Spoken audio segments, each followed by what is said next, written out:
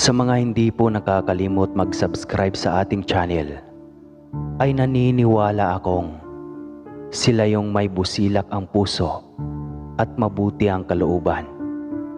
Salamat po sa inyo. Naway pagpalain pa kayo. Simulan na natin.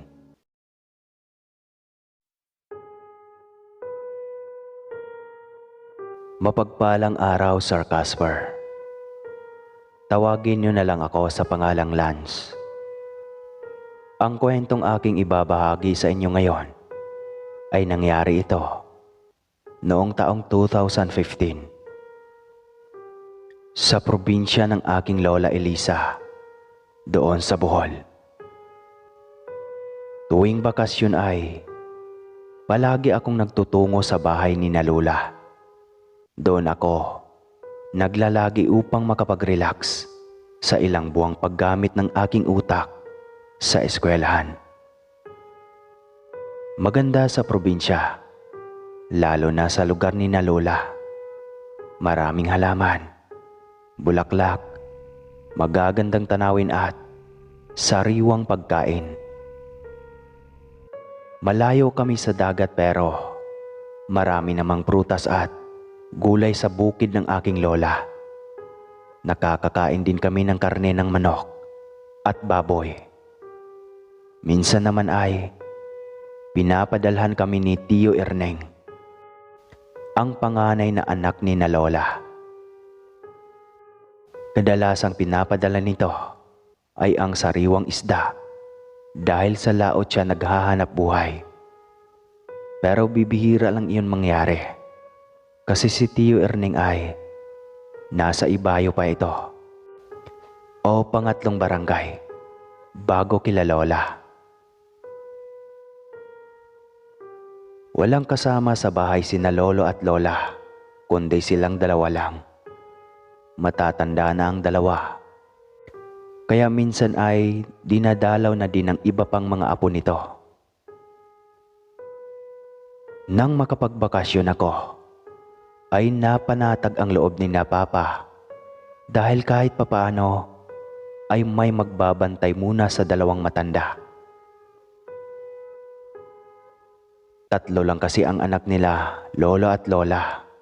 Si Papa, si Tio Erneng, at si Tia Elizabeth na nasa abroad na. Si Papa naman ay nasa Maynila.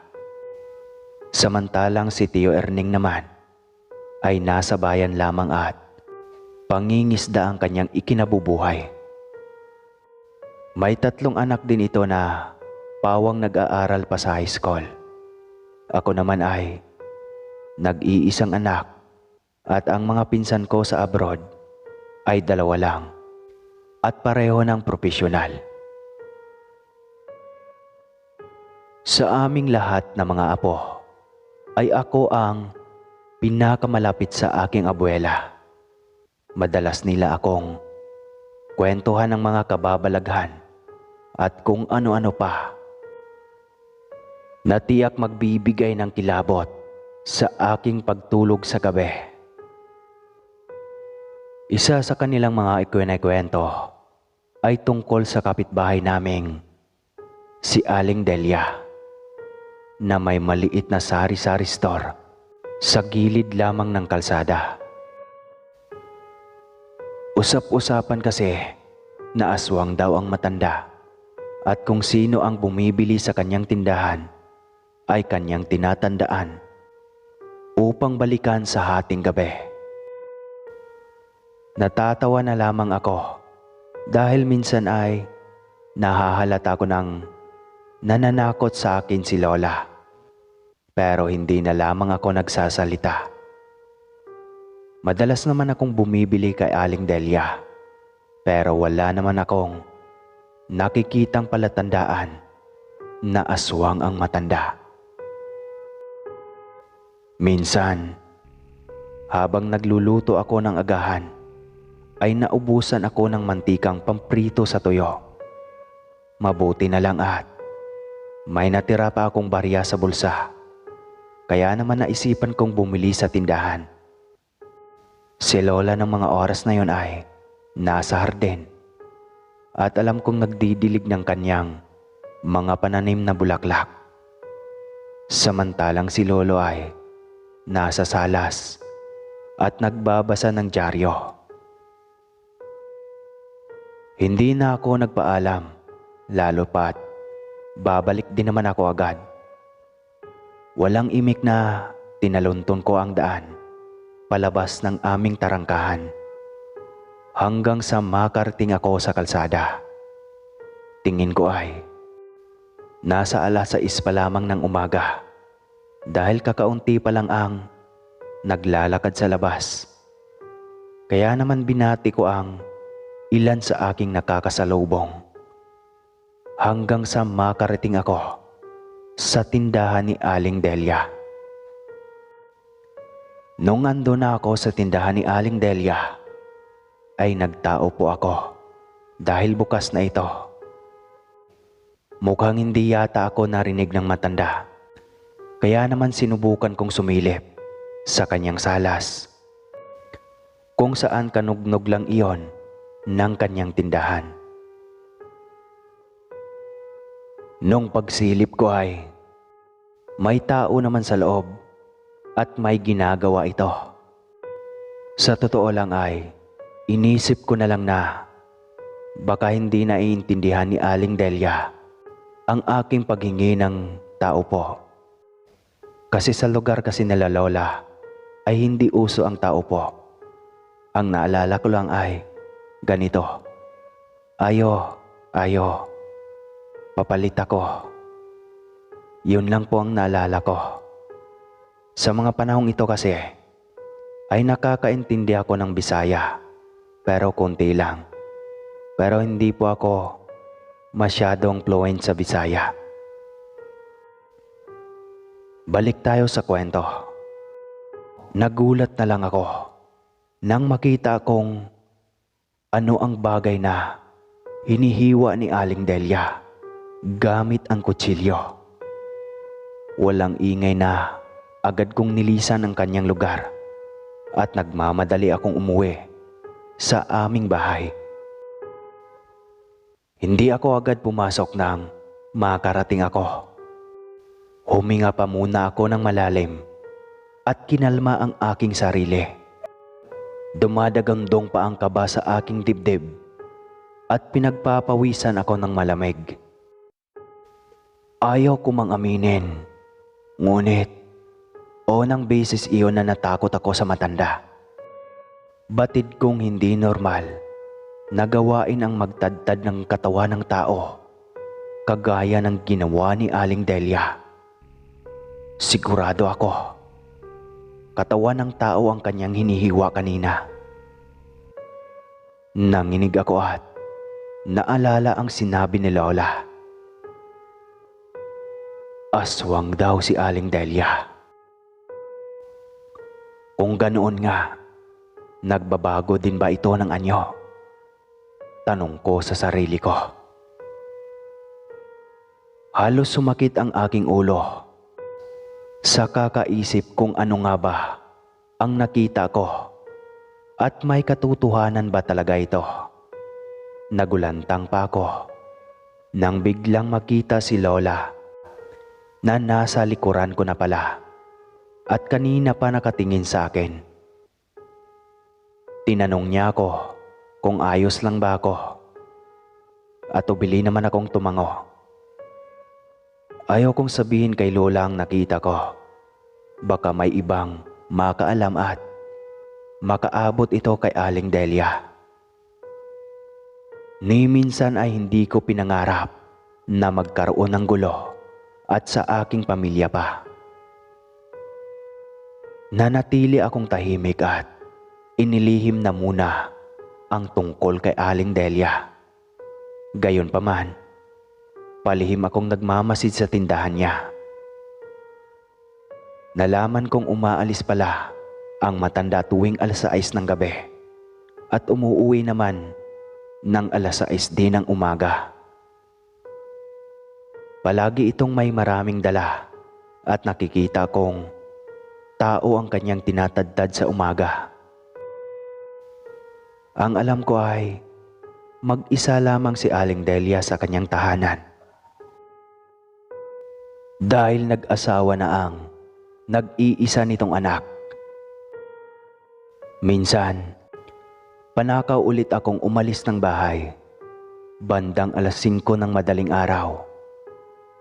Hindi ko sinabi kay Lola kung saan ako pupunta dahil natutulog pa sila ni Lolo. Dumiretso ako sa tindahan ni Aling Delia at nakita kong sarado pa ang bahay niya. Alam kong delikado ang gagawin ko, ngunit kailangan kong makatiyak kung totoo nga ba ang lahat ng nakikita ko. Sa ilang beses kong pagsisiyasat ay nalaman kong may butas pala ang kanyang banyo papunta sa loob ng bahay.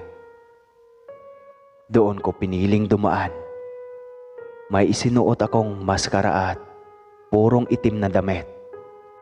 Kahit sino marahil ang aking makakasalubong ay tiyak na hindi ako makikilala. Nagmamadali akong gumapang papunta sa ilalim ng kama ni Aling Delia na nasa kusina din. Bale ang kanyang lutuan at higaan ay iisa lang. Kaya makikita ko mamaya ang kanyang gagawin pagkarating niya. Walang imik akong sumiksik sa ilalim kahit pa masangsang na amoy ang sumalubong sa akin. Tila nais bumaliktad ng aking sikmura habang tinatansya ang aking pagtataguan na hindi ako mahahanap o makikita ng matanda. Ilang saglit lang ay may kumalampag sa bubong. Narinig ko ang matinis nitong huni at ang mabigat na pagkakalapag niya sa lupa. Nang tumalon siya mula sa ibabaw, pinananatili ko ang sarili na huwag gumalaw at pinakaramdaman ang paligid. Bumukas ang pinto sa salas at pumasok ang isang hindi ko kilalang nilalang. Itim ang mga balat nito, magulo ang buhok, at may mahabang kuko. May kinuhang botelyang may lamang tila langis ang nilalang sa may bandang banggera. Hindi ako nakapagsalita nang magpahid niyon ang aswang sa buo niyang katawan. Ang dala niyang sako ay kanyang inilapag. Kaya napasinghap ako nang makita kong lumaylay sa bukana ng sako ang kamay ng kung sino mang kawawang biktima niya roon. Kinabahan ako ng saglit na suminghot ang aswang sa hangin bago muling nagpahid ng langis ang aswang sa kanyang buong katawan.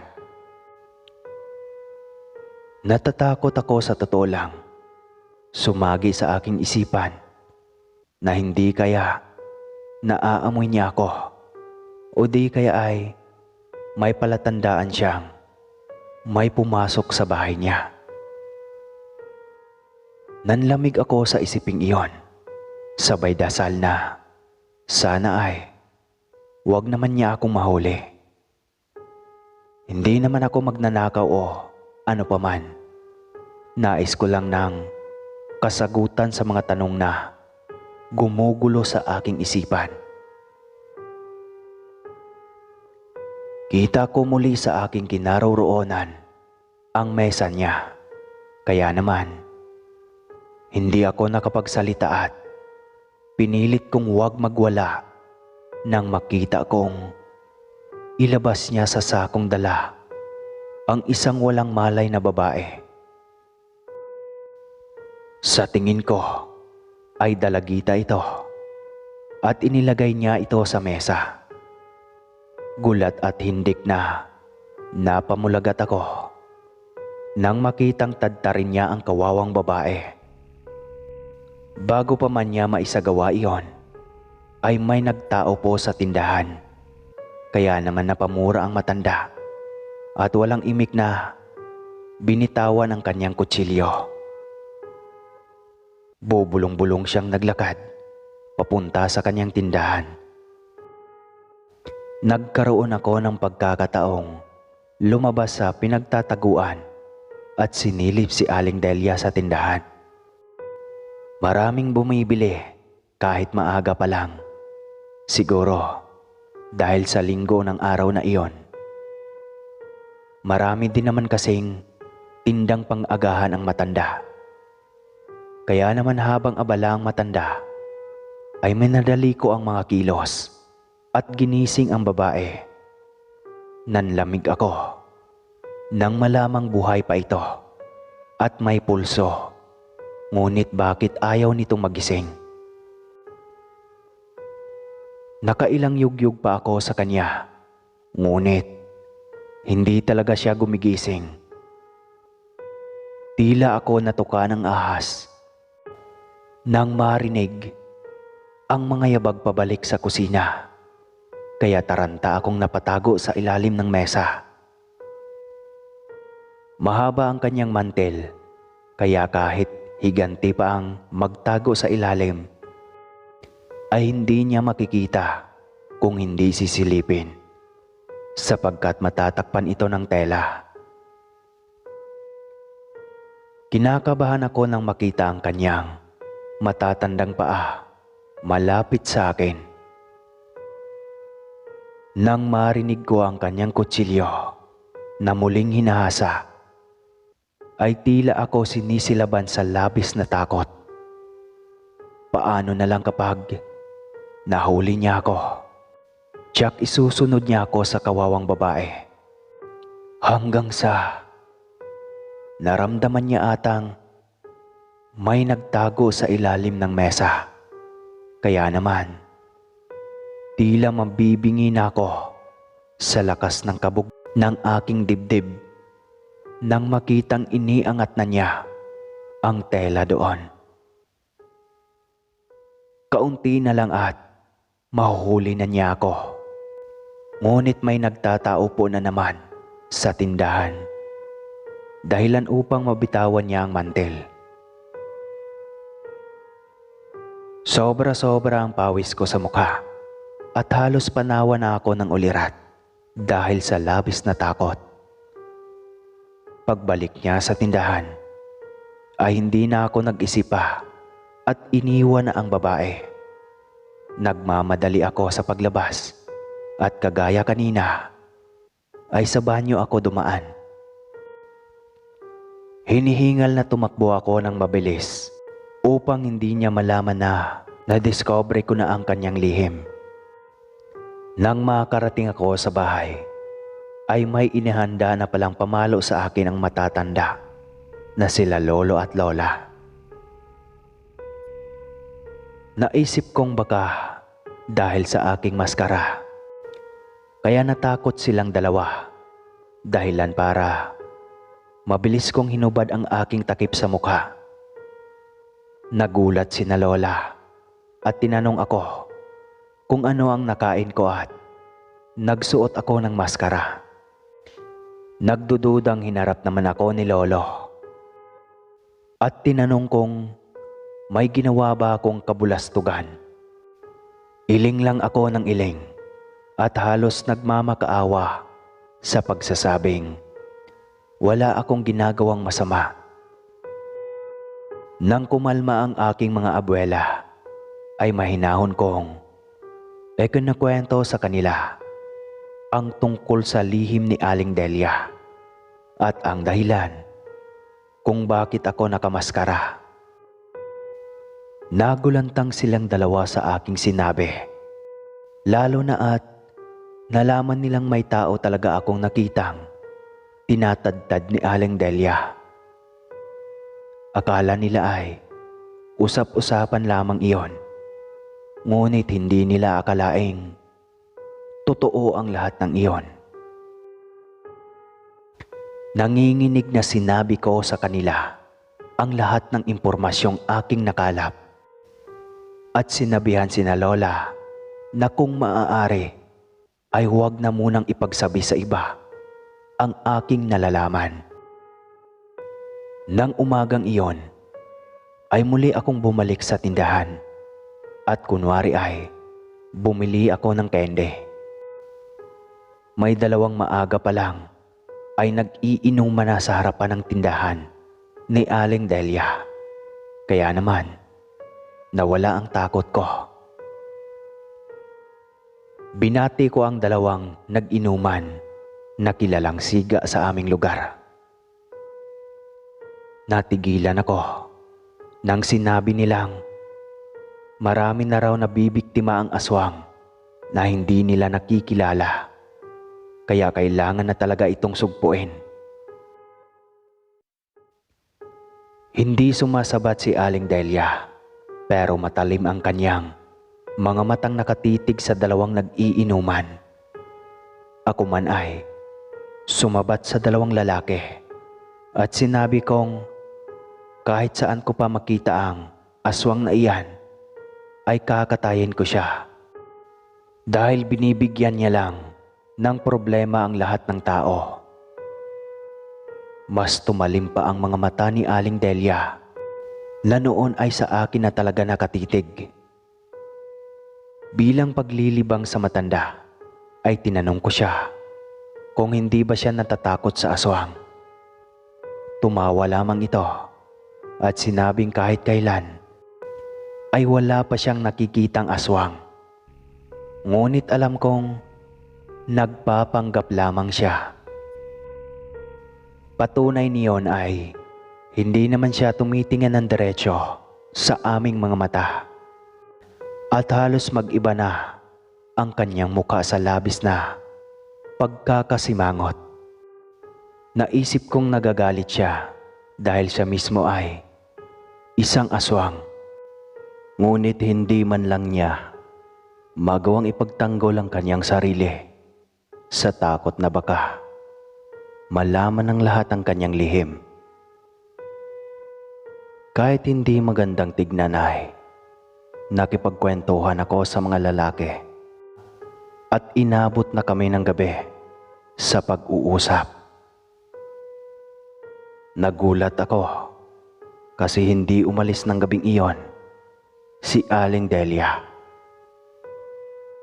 Pagsapit ng 7:00, nagpaalamanan na kami ng 2 lalaki at naghiwalay na ng landas pa uwi.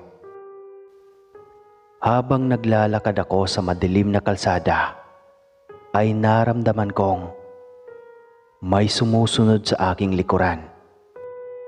Hinayaan ko lamang ito at pilit na nilakasan ang aking loob dahil may dala naman akong kutsilyong gawa sa tanso.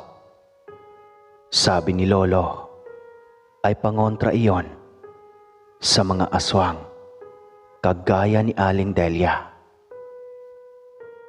Kalmado lamang akong naglakad hanggang sa mapaliko ako sa isang iskinita malapit na sa aming bahay.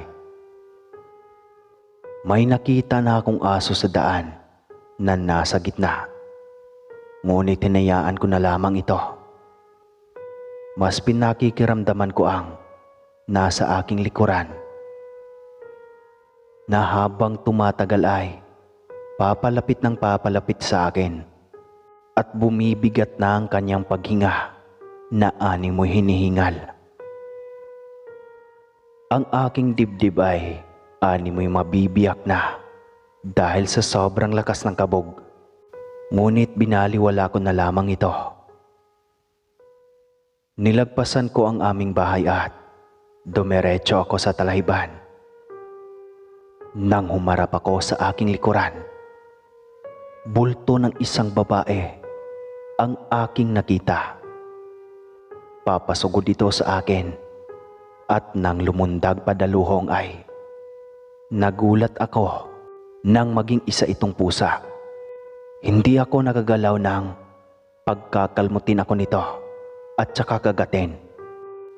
Napahiyaw ako sa labis na sakit pero hindi ko binitawan ang aking kutsilyo. Umangil ang pusa at nag-astang Kakalmutin na naman ako, kaya nagmamadali kong kinuha ang kutsilyo at iwinasiwa sa kanya.